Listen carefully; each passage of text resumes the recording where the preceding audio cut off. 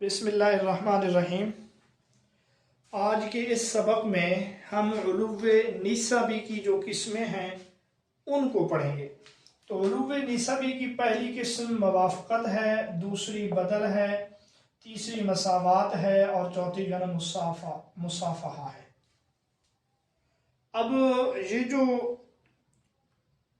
قسمیں ہیں علو نسبی کی، آپ لوگ پہلے بھی پڑھ آئے ہیں کہ جہاں کسی ائمہ حدیث کے متعلق واسطے کم کرنے کی کوشش ہوتی ہے۔ آپ موافقت کی مثال سمجھیں۔ موافقت حدیث کی کسی کتاب کے مصنف، یعنی کوئی مشہور مصنف ہے، جیسے امام بخاری ہے مثلا، حدیث کی کسی کتاب کے مصنف یا مؤلف کہ استاد اور شیخ، استاد اور شیخ یہ ایک ہی چیز ہے، تب کسی دوسری سند سے پہنچ جانا اور سند کے راوی کم ہوں تعداد میں۔ یعنی حدیث کی ایک کتاب ہے مثلا امام بخاری، ان کی ایک سند ہے، ہم ایک اور سند سے امام بخاری کے استاد تک پہنچ جاتے ہیں اور اس میں واسطے بھی کم ہوتے ہیں، اس کو کہا جاتا ہے موافقت۔ دوسرے نمبر پر ہے بدل۔ میں آپ کو یہ مثال سے دونوں سمجھاؤں گا۔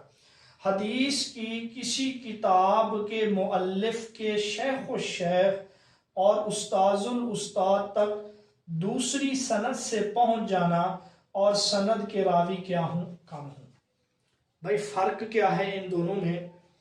موافقت میں مصنف کا استاد سامنے ہوتا ہے، مصنف کے استاد تک ہم اس مصنف کی سند کے علاوہ جو ہے پہنچ جاتے ہیں، جبکہ بدل میں یہ ہے کہ یہاں مصنف کے استاذ الاستاذ تک ہم پہنچ جاتے ہیں۔ آپ اس کی مثال سمجھیں۔ حافظ ابن حجر عسقلانی رحمۃ اللہ علیہ وہ اس کی مثال بیان کرتے ہیں، وہ اپنے لحاظ سے بیان کرتے ہیں۔ وہ کہتے ہیں امام بخاری کی ایک سند ہے، ان کے استاد ہیں قتیبہ بن سعید اور ان کے استاد ہیں امام مالک۔ حافظ ابن حجر عسقلانی فرماتے ہیں مجھ سے لے کر امام بخاری کے استاد قتیبہ بن سعید اور امام مالک، یہ والی جو سند ہے یہاں بنتے ہیں 8 واسطے۔ یعنی حافظ ابن حجر سے لے کر یہاں تک کتنے واسطے بنتے ہیں؟ 8 واسطے بنتے ہیں، جبکہ حافظ ابن حجر عسقلانی کہتے ہیں کہ یہی حدیث ایک دوسری سند سے بھی میرے پاس ہے اور وہاں پر ہیں امام بخاری کے استاد، ان کا نام ہے ابو السراج، یہ بھی امام بخاری کے ایک استاد ہیں، ابو السراج العباس ابو العباس السراج ان کا نام ہے۔ امام بخاری کے استاد ہیں ابو العباس السراج۔ امام ابن حجر عسقلانی فرماتے ہیں کہ یہی روایت میرے پاس ایک اور سند سے بھی ہے، اس میں امام بخاری بھی نہیں ہے اور امام بخاری کے یہ استاد قتیبہ بن سعید بھی نہیں ہے، اور بلکہ امام بخاری نہیں ہے، ان کے استاد ہیں۔ تو امام بخاری کے استاد ابو العباس کے واسطے سے یہ روایت مجھے 7 سندوں کے ساتھ یا 7 واسطوں کے ساتھ میں پہنچ جاتا ہوں۔ تو دیکھیں اس میں 8 واسطے ہیں اور اس میں 7 واسطے ہیں۔ اب ہم اس کو کیا کہیں گے؟ موافقت کہیں گے کہ امام ابن حجر عسقلانی رحمۃ اللہ علیہ جو ہیں وہ 7 واسطوں میں کیا ہو گئے ہیں؟ ان کے ساتھ موافق ہو گئے ہیں۔ اب یہ جو ہے جس میں کم واسطے ہیں اس کو ہم کہیں گے علو نسبی، اور جس میں 8 واسطے ہیں اس کو ہم کیا کہیں گے؟ نازل نسبی، کیونکہ اس میں واسطے کم ہیں تو اس کو ہم نازل کہیں گے، زیادہ ہیں تو اس کو ہم نازل کہیں گے، اور اس میں واسطے کم ہیں تو اب ہم اس کو کیا کہیں گے؟ نسبی کہیں گے۔ مجھے امید ہے کہ آپ کو یہ بات سمجھ آ گئی ہوگی۔ میں ایک بار پھر سے آپ کو یہ سمجھا دیتا ہوں۔ یہ موافقت ہے۔ موافقت میں یہ ہوتا ہے حدیث کی کسی کتاب کے مؤلف، فرض کریں امام بخاری مؤلف ہے، اس کے استاذ اور شیخ تک کسی دوسری سند سے پہنچ جانا، یعنی اس میں ان مصنف کا ذکر نہیں ہوتا، ان مصنف کے واسطے کے بغیر ہم اس کے استاد تک پہنچ جاتے ہیں، اور پھر سند کے راویوں کی تعداد بھی کیا ہو، کم ہو۔ مثال یہی ہے، امام بخاری کے متعلق حافظ ابن حجر عسقلانی فرماتے ہیں کہ ایک سند میرے پاس یہ ہے، اگر میں امام بخاری کے واسطے سے قتیبہ بن سعید تک پہنچوں تو درمیان میں 8 راوی آتے ہیں، اور اگر میں امام بخاری کو چھوڑ کر ان کے استاذ جن کا نام ہے ابو العباس السراج، اس سند کے ذریعے اگر میں قتیبہ تک پہنچوں تو پھر میرے واسطے کتنے بنتے ہیں، 7 بنتے ہیں۔ تو اب یہ نازل ہے، اور اس کو نازل نیسا بھی کہیں گے۔ نیسا بھی کیوں کہیں گے؟ اس لیے کہ یہاں رسول اللہ کی طرف نسبت نہیں ہے، کسی خاص امام کی طرف نسبت ہے، اور اس کو کیا کہیں گے، علو نیسا بھی کہیں گے، کیونکہ خاص ایک راوی کی طرف نسبت ہے۔ تو یہ مثال ہو گئی کس کی، موافقت کی۔ جو دوسری چیز ہے نا بدل، بدل کو آپ ایک مرتبہ پھر سے دیکھیں۔ بدل میں یہ ہے کہ کسی مصنف کے استاذ الاستاد تک پہنچا جاتا ہے، یہاں اس کے پہلے استاد کی طرف، یہاں استاد کا جو استاد ہے وہاں تک پہنچا جاتا ہے دوسری سند سے۔ مثلا آپ اس کی مثال یوں سمجھیں، حافظ ابن حجر عسقلانی اسی سند کے بارے میں فرماتے ہیں کہ میرے پاس یہ جو سند ہے جہاں تذکرہ ہے قتیبہ کا، تو قتیبہ کی سند کے بجائے وہ جو ہیں پہنچ جاتے ہیں کا نبی ایک شخص ہے، کا نبی، یہ بھی ایک محدث ہیں، تو قتیبہ کا بدل ہو گیا یہ۔ تو یہاں استاذ ذل استاذ تک پہنچا گیا ہے اس سند کے علاوہ، تو اس کو اب ہم کیا کہیں گے، اس کو ہم بدل کہیں گے، کیونکہ قتیبہ کا بدل ہو گیا ہے قانبی، اور دوسری سند جس کے ذریعے ہم پہنچے ہیں وہاں پر بھی راویوں کی تعداد 7 ہے، جبکہ پہلی سند میں 8 ہے۔ اب اس کو ہم کیا کہیں گے، نازل کہیں گے، اور اس کو ہم کیا کہیں گے، عالی کہیں گے۔ چلے یہ ایک مثال آپ کے سامنے ہے، مزید میں اس کی ایک اور مثال بھی آپ کے سامنے رکھتا ہوں، تو امید ہے کہ اس کے بعد آپ اس کو اچھے طریقے سے سمجھ جائیں گے۔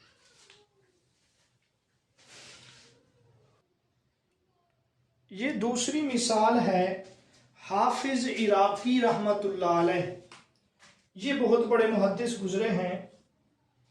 یہ فرماتے ہیں کہ ایک حدیث ہے میرے پاس امام ترمذی رحمت اللہ علیہ کی، تو وہاں حدیث کی کتاب کے مصنف امام بخاری ہیں، اب ہم فرض کر لیتے ہیں کہ امام ترمذی رحمت اللہ علیہ، وہ کہتے ہیں امام ترمذی ایک روایت بیان کرتے ہیں علی بن حجر سے، وہ اس کو بیان کرتے ہیں خلف بن خلیفہ سے، حافظ عراقی سے لے کر اس امام ترمذی والی سند کے ساتھ رسول اللہ تک 9 واسطے بنتے ہیں، اور یہی حافظ عراقی فرماتے ہیں اگر اسی حدیث کو میں امام ترمذی کو اور ان کے استاذ کو چھوڑ کر جز بن عرفہ کی سند سے روایت کروں، پھر جو ہے میرے اور رسول اللہ تک 7 واسطے بنتے ہیں۔ اب آپ دیکھیں یہاں 2 واسطے کم ہو گئے ہیں، تو اس کو ہم کیا کہیں گے، موافقت کہیں گے، اور اس کو ہم علو نسبی کہیں گے، اور جہاں 9 واسطے ہیں اس کو ہم کیا کہیں گے، نازل نسبی، کیونکہ یہ علو نسبی کے مقابلے میں ہے، موافقت کے مقابلے میں ہے۔ تو یہ ان دونوں کی ہم نے موافقت کی 2 مثالیں پڑھی ہیں، بدل کی ہم نے ایک مثال پڑھی ہے۔ بدل میں پھر آپ سن لیں کہ کوئی بھی کتاب کا جو مشہور مؤلف ہے، بخاری ہے، مسلم ہے، ترمذی ہے، اس کے استاذ الاستاذ تک ہم اس کی سند کو چھوڑ کر کسی اور سند سے پہنچ جاتے ہیں، گویا کہ ہم نے اس کا بدل تلاش کر لیا، اس وجہ سے اس کو جو ہے بدل کہا جاتا ہے۔ اچھا، اس کے بعد ہے مساوات اور مصافحہ۔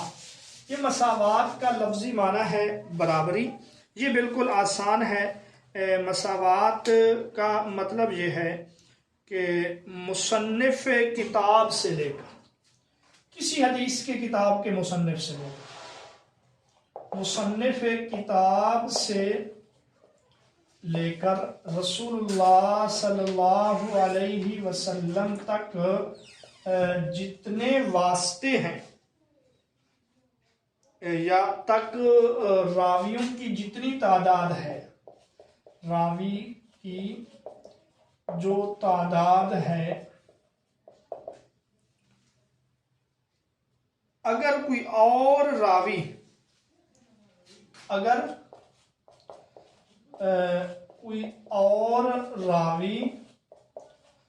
اس مصنف کے واسطے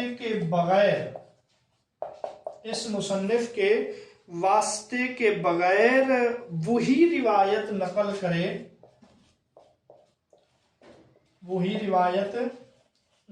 کرے اور تعداد کیا ہو، برابر ہو، تو اس کو کیا کہتے ہیں؟ موافقت، مساوات کہتے ہیں۔ اب آپ دیکھیں، پہلی بات ہم سمجھیں گے، کسی حدیث کی کتاب کا ہے مصنف، اس سے لے کر رسول اللہ صلی اللہ علیہ وسلم تک درمیان میں جتنے راوی ہیں، اگر کوئی اور راوی یا کوئی اور شخص آتا ہے، وہ اس مصنف کا واسطہ چھوڑ کر وہی روایت نقل کرتا ہے اور واسطوں کی تعداد برابر ہو جائے، اس کو مساوات کہتے ہیں۔ آپ اس کی مثال سمجھیں، مثلا امام نسائی رحمۃ اللہ علیہ، یہ مصنف ہیں، آپ کی کتاب ہے سنن نسائی، یہ ایک حدیث بیان کرتے ہیں اور امام نسائی سے لے کر رسول اللہ صلی اللہ علیہ وسلم تک درمیان میں جو راوی ہیں وہ 10 ہیں۔ اب کوئی اور شخص امام نسائی کو چھوڑ کر وہی حدیث بیان کرے اپنی سند کے ساتھ، امام نسائی کا تذکرہ نہ ہو اور اس میں راویوں کی تعداد کیا ہو، 10 ہو، تو اس کو کیا کہا جائے گا؟ مساوات کہا جائے گا، کیونکہ برابری ہو گئی، اس سند میں بھی 10 ہیں اور یہاں امام نسائی کے تذکرے کے بغیر بھی کیا ہیں؟ 10 ہیں، تو اس کو کیا کہیں گے کہ بھئی ہم امام نسائی کے برابر ہو گئے ہیں، ان کے بھی 10 واسطے ہیں، ہمارے بھی 10 واسطے ہیں، تو اس کو مساوات کہا جاتا ہے۔ آگے اب ہم مصافحہ کے بارے میں پڑھیں گے، یہ بھی آسان ہے۔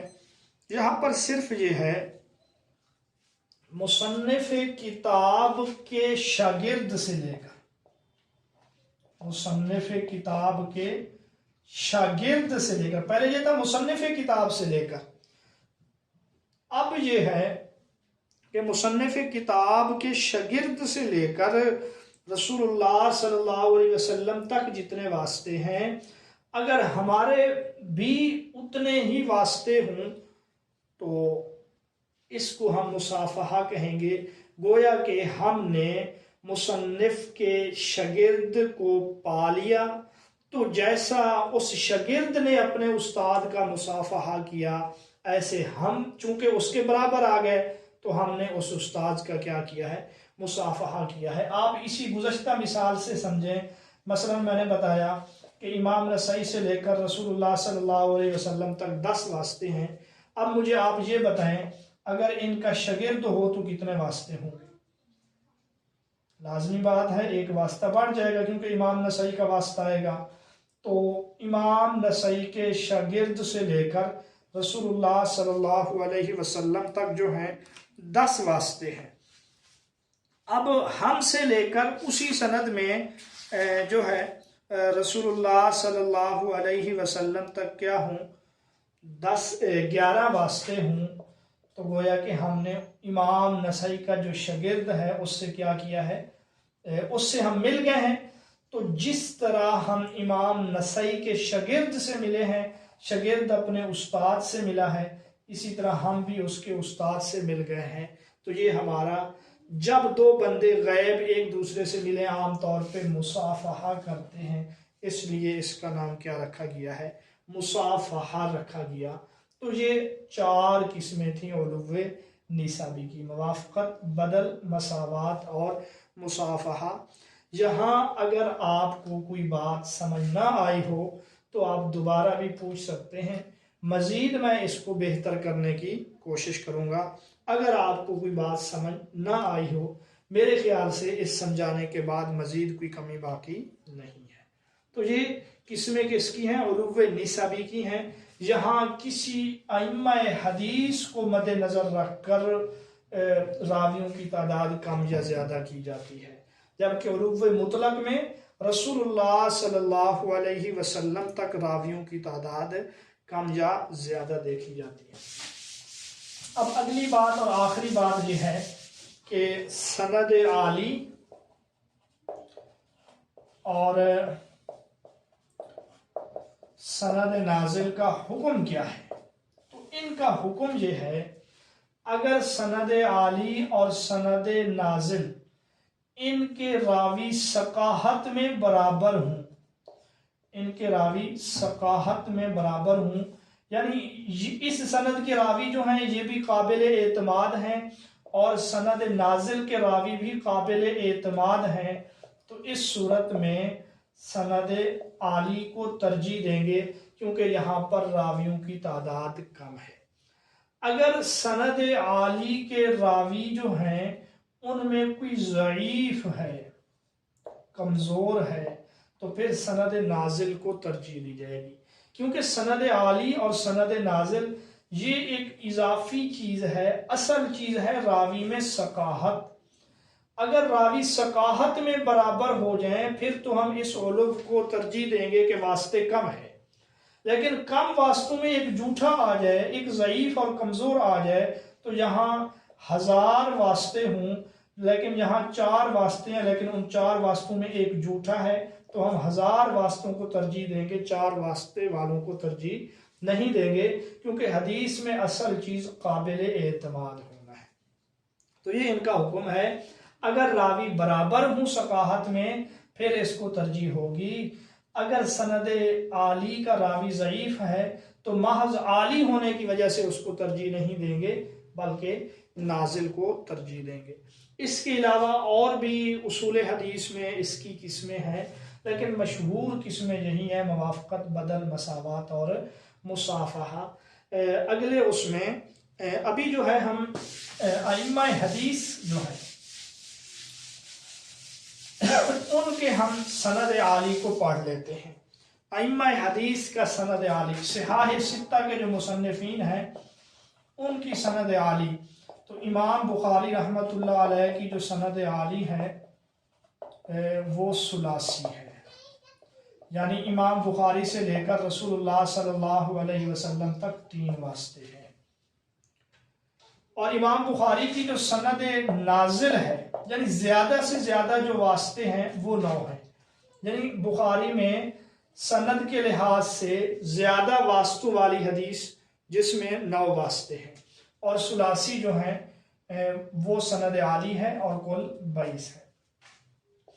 امام مسلم رحمۃ اللہ علیہ کی جو سند عالی ہے وہ رباعی ہے، یعنی مسلم میں ثلاثی روایت کوئی نہیں ہے، بلکہ مسلم میں جو کم سے کم واسطے ہیں وہ 4 ہیں، امام مسلم سے لے کر رسول اللہ صلی اللہ علیہ وسلم تک۔ امام مسلم کی جو سند نازل ہے وہ بھی تسائی ہے، تسائی کا مطلب ہے 9۔ اور ابن ماجہ رحمۃ اللہ علیہ جو ہے سنن ابن ماجہ کے مؤلف، ان کی جو سند عالی ہے وہ بھی ثلاثی ہے، کیونکہ آپ پڑھ رہے ہیں ابن ماجہ میں 5 ثلاثی روایات موجود ہیں۔ اور اگر ہم ابن ماجہ رحمۃ اللہ علیہ کی جو سند ہے دوسری، جس کو سند نازل کہیں گے، تو ابن ماجہ کی جو سند نازل ہے وہ بھی تسائی ہے، یعنی کہ زیادہ سے زیادہ ابن ماجہ اور رسول اللہ کے درمیان جو واسطے ہیں وہ 9 ہیں۔ تو صحاح ستہ میں 3 امام جو ہیں ان کی سند نازل، یعنی زیادہ سے زیادہ جو واسطے ہیں وہ یہ ہیں، بلکہ اس کے علاوہ ایک اور امام بھی ہیں، امام अबू दाऊद रहमतुल्लाह अलैह, उनकी भी जो सनद नाजिल है वो भी तुसाई है। रसूलुल्लाह सल्लल्लाहु अलैहि वसल्लम से लेकर इमाम अबू दाऊद से लेकर रसूलुल्लाह तक जो है 9 वास्ते हैं। और इमाम नसाई रहमतुल्लाह अलैह जो है इनकी सनद आली रुबाई है, क्योंकि सुनन नसाई में कोई सुलासी रिवायत मौजूद नहीं है। और इनकी जो सनद नाजिल है ये क्या है, इमाम नसाई रहमतुल्लाह अलैह की जो सनद नाजिल है वो उशारी है। उशारी अशर से 10, और सिहाह सित्ता में ये सबसे बड़ी रिवायत है सनद के लिहाज से। कुल हुवल्लाहु अहद की फजीलत के बारे में है। तो गोया के नसाई में कम से कम वास्तों वाली हदीस जो है वो 4 वास्ते हैं इमाम नसाई से रसूलुल्लाह तक, और ज़्यादा से ज़्यादा जो हैं वो 10 वास्ते हैं। इमाम तिरमिज़ी रहमतुल्लाह अलैह बाकी हैं, तो इमाम तिरमिज़ी रहमतुल्लाह अलैह के हवाले से और इमाम अबू दाऊद के हवाले से पढ़ लेते हैं। इमाम अबू दाऊद जो हैं इनकी सनद नाजिल तो हम पढ़े हैं तो सही है। इनकी जो सनद आली है वो सुलासी है, क्योंकि सुनन अबी दाऊद में एक सुलासी रिवायत मौजूद है, अगरचे इसमें इख्तलाफ भी है। और इमाम तिरमिज़ी रहमतुल्लाह अलैह की जो सनद आली है ये भी सुलासी है। सुनन तिरमिज़ी में एक सुलासी रिवायात मौजूद है। और इमाम तिरमिज़ी रहमतुल्लाह अलैह की जो सनद नाजिल है ये क्या है, ये उशारी है, यानी 10 वास्ते हैं इमाम तिरमिज़ी रहमतुल्लाह अलैह और रसूलुल्लाह सल्लल्लाहु अलैहि वसल्लम तक। अब मैं सियाह सित्ता के मुअल्लिफीन की जो सनद नाजिल है वो दोबारा लिखता हूँ। आली भी, पहले मैं आली लिखूंगा, फिर जो है मैं नाजिल लिखूंगा। आली इमाम बुखारी 3 वास्ते, इमाम मुस्लिम कम अज कम 4 वास्ते, इमाम नसाई कम अज कम 4 वास्ते, इमाम तिरमिज़ी 3 वास्ते, और इमाम अबू दाऊद 3 वास्ते, इब्ने माजा रहमतुल्लाह अलैह ये 3 वास्ते। तो अब आप देख सकते हैं कि ये 2 इमाम हैं, यहाँ पर 4 वास्ते हैं, बाकी जो हैं वहाँ पर 3 वास्ते हैं। ये सनद आली है। अब हम सनद साफिल को देख लेते हैं। सिहाह सित्ता की जो सनद नाजिल है या साफिल है, इमाम बुखारी ज़्यादा से ज़्यादा 9 वास्ते, इसी तरह इमाम मुस्लिम ज़्यादा से ज़्यादा 9 वास्ते, इमाम नसाई 10 वास्ते, इमाम तिरमिज़ी 10 वास्ते, और इमाम अबू दाऊद के जो हैं 9 वास्ते हैं, इब्ने माजा रहमतुल्लाह अलैह के भी 9 वास्ते हैं। गोया कि 4 मुहद्दिसीन की जो सनद नाजिल है वहाँ 4 वास्ते 9 वास्ते हैं, और 2 जो मुहद्दिसीन हैं उनके 10 वास्ते हैं। सुनन नसाई, इमाम नसाई की जो किताब है, और इमाम तिरमिज़ी रहमतुल्लाह अलैह। तो ये सियाह सित्ता की सनद आली और सनद नाजिल भी मैंने आप लोगों के सामने रख दी है।